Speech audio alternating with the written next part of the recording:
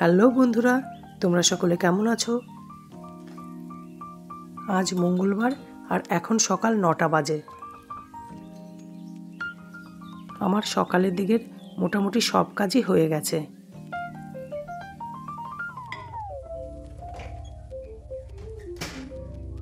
মা ঘুম থেকে উঠে গেছে আর বর মাকে বসিয়ে দিয়েছে। এখন আমি খাবারটা করে আগে খাইয়ে দিই। ও এখনও অফিস যায়নি। ও অফিস যাওয়ার আগে মা যদি ঘুম থেকে উঠে যায় তাহলে ওই মাকে খাইয়ে দেয়, কিন্তু ও আজকে একটু কাজে ব্যস্ত আছে, তাই আমিই খাইয়ে দিচ্ছি। প্রতিদিনের মতো আজও আমি মায়ের বিছানাটা রোদে দিয়ে দিলাম। বিছানাগুলোতে একটু রোদ পড়লেই মা গায়ে দিয়ে খুব আরাম পায়। এবারে আমি গাছে জল দেব, টবের গাছে। ব্যালকনির গাছগুলোতে কালকেই জল দিয়ে রেখেছি। জল দিয়ে একদম ব্যালকনি ধুয়ে পরিষ্কার করে রেখেছি। আজকেই নিচের টবগুলোতে জল দেব। এখন তো শীতকাল, 3-4 দিন বাদে বাদে গাছে জল দিলেই হয়ে যায়, কারণ এখন গাছ না জল কম টানে। মুশকিল হয় গরমকালে। গরমকালে দুবেলা জল দিতে পারলে ভালো হয়। দুবেলা যদি নাও হয়, রোজ একবার করে খুব ভালো করে ভিজিয়ে গাছে জল দিতে হয়। আরও অসুবিধা কী হয় বলো তো? জল যদি থাকে তাহলে দিতে কোনো অসুবিধে নেই, কষ্ট হলেও দিয়ে দেওয়া যায়, জলটাই তো তখন কমে যায়। আমার এতগুলো টব আছে, তারপর বাগানে ফুল গাছ আছে। ওই গরমকালটা আমরা একটু জলটা হিসেব করেই চালাই। আর কাপড় কাচার জল, ঘর মোছার জল, সবজি ধোয়া জল কিছুই ফেলি না, সব কিছু গাছে দিয়ে দিই।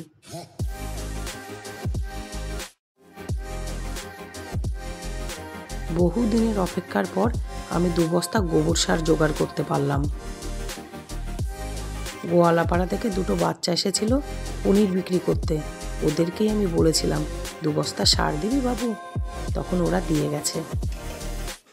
আমার আর 2 বস্তা লাগবে, কারণ এরপর বাগানটাকে ভালো করে পরিষ্কার করাবো, তারপর সব গাছে গোবর সার দিয়ে দেব। আমার বাইরের সব কাজ হয়ে গেছে আর এখন বাজে সকাল 10:30। আমি রান্নাঘরে এসে গেছি, কারণ এখন রান্না না শুরু করলে দেরি হয়ে যাবে। ভাত বসিয়ে দিয়েছি আর কষা কষা করে কই মাছটা করে নেব। আর কিছু করব না, কারণ কালকের ডাল তরকারি সব রয়ে গেছে, সেগুলো বার করে গরম করে নেব, তাহলেই হয়ে যাবে। আমি রান্না শুরু করে দিয়েছি। এখন মেয়ে ফোন করে বলল, মা মাছ রান্না করলে একটু বেশি করে রান্না করো। ওর ফোন পেয়ে আমি নুন হলুদ মাখানো কই মাছ কিছুটা ফ্রিজে উঠিয়ে রেখেছিলাম, সেটাই বার করে নিলাম। মেয়ে জামাই আজকে দীঘা ঘুরতে যাবে, আর ওদের আজকেই রান্নার দিদিটা আসেনি। এবারে হঠাৎ করে তো আসেনি, মেয়ে গোছগাছ করবে না রান্না করবে। আমি মাছের ঝোলটা করে দিলে ও ওদিকে ভাত আর ডাল করে নিলেই হয়ে যাবে। তবে ওদের রাতের ডিনারটা আমি বানিয়ে দেবো বলেছি, কারণ ওরা গাড়িতে বসে খাবে, সেটা আগেই বলে দিয়েছিলাম যে আমি বানিয়ে দেব। আমার সব মাছ ভাজা হয়ে গেল। এবার মিক্সিতে একটু সামান্য পেঁয়াজ নিলাম, একটু আদা নিলাম আর টমেটো দিয়ে পেস্ট করে নিচ্ছি। পেঁয়াজ না দিলেও চলতো, জিরে আদা টমেটো দিয়ে করলেই হতো। আমার একটু ইচ্ছে হলো তাই দিলাম, তবে খুব সামান্যই দিয়েছে। মাছগুলো একদম টাটকা ছিল আর মাছের সাইজটাও ভালো ছিল।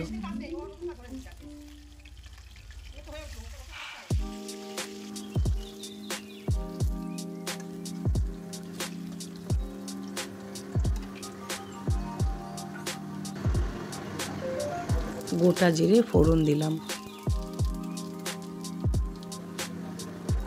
তারপর তেজপাতা দিলাম।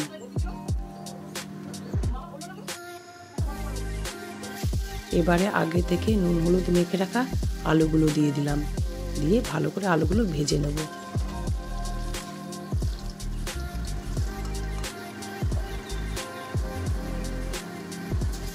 আলুগুলো ভাজা হয়ে গেছে। এবার মিক্সিতে যে মশলাটা করে রেখেছিলাম সেটা দিয়ে দিলাম, আর মিক্সি ধোয়া জলও একটু দিয়ে দিলাম, কারণ মিক্সির বাটিতে না অনেকটা মশলা লেগেছিল। এবার দেব নুন, স্বাদ মতো নুন দিয়ে দিলাম। তারপরে হলুদ, লঙ্কা গুঁড়ো, ধনে গুঁড়ো আর জিরে গুঁড়ো দিয়ে ভালো করে মশলাটা কষিয়ে নেব।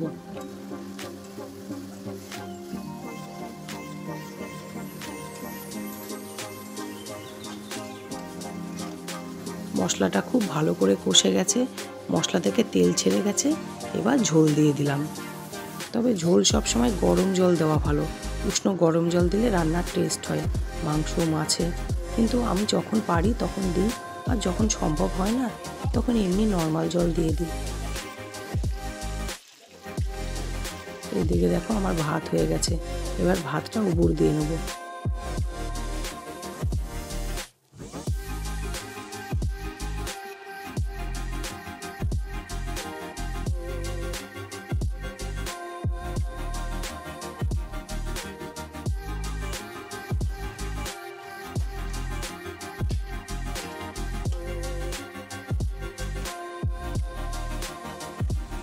আমার আলুও সেদ্ধ হয়ে গেছে, এবার ঝোলে মাছগুলো দিয়ে দিলাম।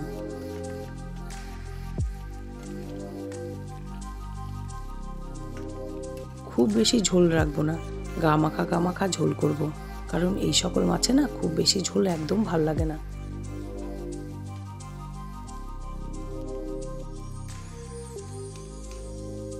রেডি হয়ে গেছে আমার গরম গরম কই মাছের কষা। এবারে ছোট আলুটা সেদ্ধ বসাবো। মেয়ে জামাইকে রাতে টিফিনে খাওয়ার জন্যে ছোট আলুর দম আর গাজরের হালুয়া পাঠাবো, ওরা রুটি কিনে খেয়ে নেবে।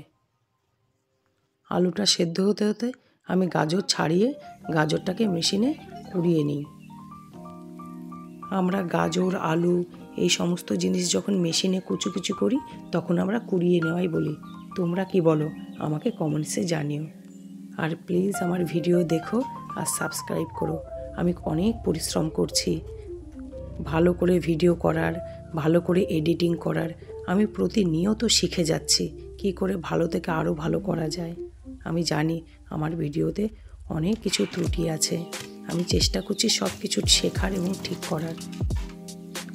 গাজরগুলো ছাড়ানো হয়ে গেছে, এবার আমি ভালো করে জল দিয়ে ধুয়ে এবারে কুড়াবো।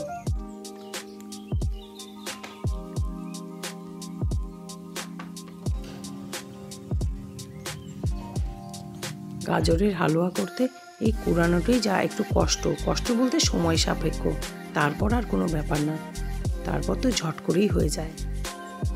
আমার গাজর পুরো রেডি হয়ে গেছে, এবারে দুধটা বসিয়ে দিই জাল দিতে।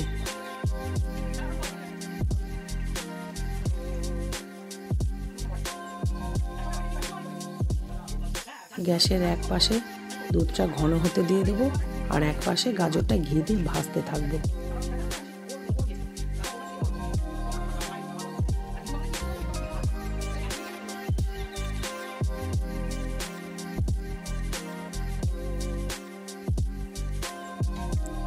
আর দেখো আমার এই কাজগুলো সারতে সারতে আলু একদম সেদ্ধ হয়ে গেছে।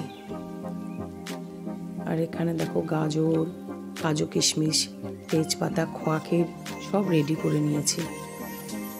আমি পায়েস জাতীয় কিছু করলেই একটু ক্ষীর দিই, খেতেও খুব টেস্ট হয় আর জিনিসটা দেখতেও বেশ ঘন ঘন হয়। কড়াইতে ঘি দিয়ে নিলাম, এই ঘিটা না খুব ভালো, কাঠিয়ার থেকে লাখি দিয়ে এনে দিয়েছিল মেয়ের বিয়ের সময়। ঘি গরম হয়ে গেছে, এবারে তেজপাতা দিয়ে দিলাম, এলাচও দিয়েছি, কিন্তু তখন এই ভিডিওটা না আমার করা হয়নি। তারপর পোড়ানো গাজর দিয়ে দিলাম। এবারে গাজরটা খুব ভালো করে নাড়তে হবে, যতক্ষণ না গাজর থেকে সব জল শুকিয়ে যায়। আমার দুধ পুরো উতাল এসে গেছে, আর অনেকক্ষণ বসানো আছে তো ঘন হয়ে গেছে দুধটা। এবার আমি কাজু কিশমিশ দিয়ে দিলাম গাজরের মধ্যে। গাজর পুরো ঘিয়ে ভাজা হয়ে গেছে, আর গাজরের মধ্যে যা জল ছিল সেগুলোও শুকিয়ে গেছে। দেখো গাজর থেকে তেল ছেড়ে দিচ্ছে। এবার দুধটা দিয়ে দেবো, যতটা লাগবে ততটাই দেবো পরিমাণ মতো।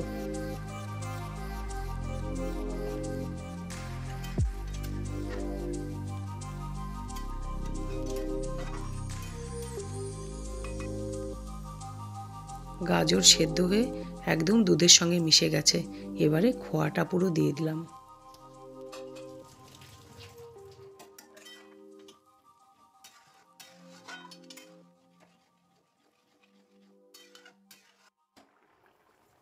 এবারে পরিমাণ মতন চিনি দিয়ে দিলাম। ব্যাস, আমার রেডি গাজরের হালুয়া। আরেকটু শুকাতে পারতাম, কিন্তু আরেকটু শুকালে না বেশি জমে যাবে, তাই এরকমটাই রাখলাম। এখন তো গরম, তাই পাতলা মনে হচ্ছে, যখন ঠান্ডা হবে তখন একদম টেনে যাবে।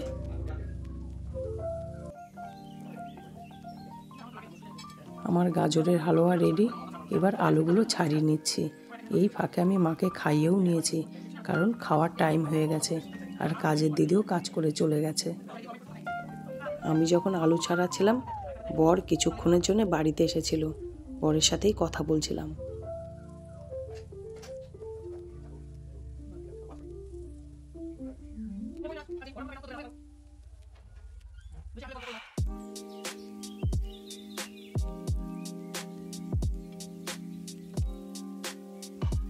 আমার আলু ছাড়ানো কমপ্লিট হয়ে গেছে। আর কড়াইতে গোটা জিরে, গোটা ধনে, মৌরি আর শুকনো লঙ্কা ভেজে গুঁড়ো করে নিলাম। এবারে কড়াইতে তেল দিয়ে তার মধ্যে জিরে ফোড়ন দিয়ে দিলাম। তারপর ছাড়িয়ে রাখা আলু দিলাম, একটু নুন দিলাম, একটু হলুদ দিয়ে ভালো করে নেড়ে টেড়ে নিলাম।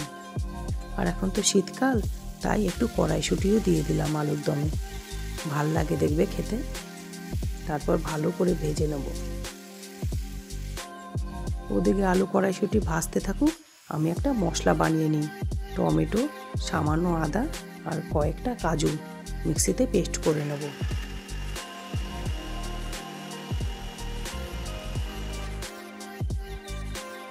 মশলা রেডি হয়ে গেছে, আর এদিকে আলু কড়াইশুঁটিও খুব ভালো করে ভাজা হয়ে গেছে।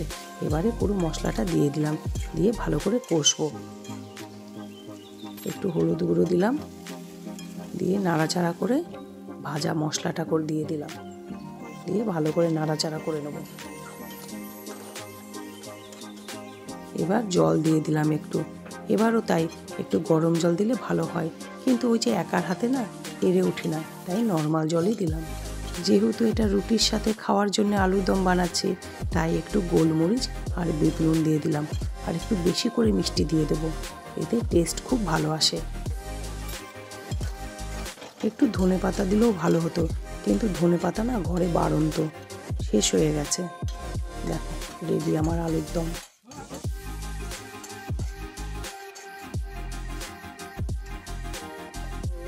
এবার চটপট বাটিতে বেড়ে দিয়ে বরকে বলি দিয়ে আসতে মেয়ের বাড়িতে। ওরা যাবে সন্ধ্যে 6টার সময়। বর গিয়ে ওদেরকে গাড়িতে উঠিয়ে দিয়ে আসবে। তবু আমি যখন রেডি করে দিয়েছি, আমি দিয়ে দিই ওদেরকে, ওরা প্যাক করে রেখে দিই, নইলে যদি ভুলে যায় তখন আবার মুশকিল হয়ে যাবে।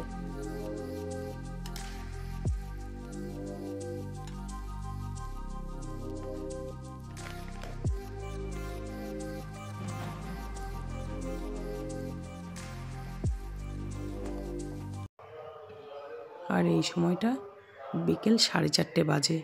আমি স্নান, পুজো, খাওয়া দাওয়া সব হয়ে গেছে। বাইরে থেকে জামা কাপড় ওঠানো সব কমপ্লিট। এখন বসেছি ভিডিও এডিট করতে। বর একটু কফি চাইলো, বরকে করে দিলাম, তাই আমিও একটু কফি নিয়ে বসলাম।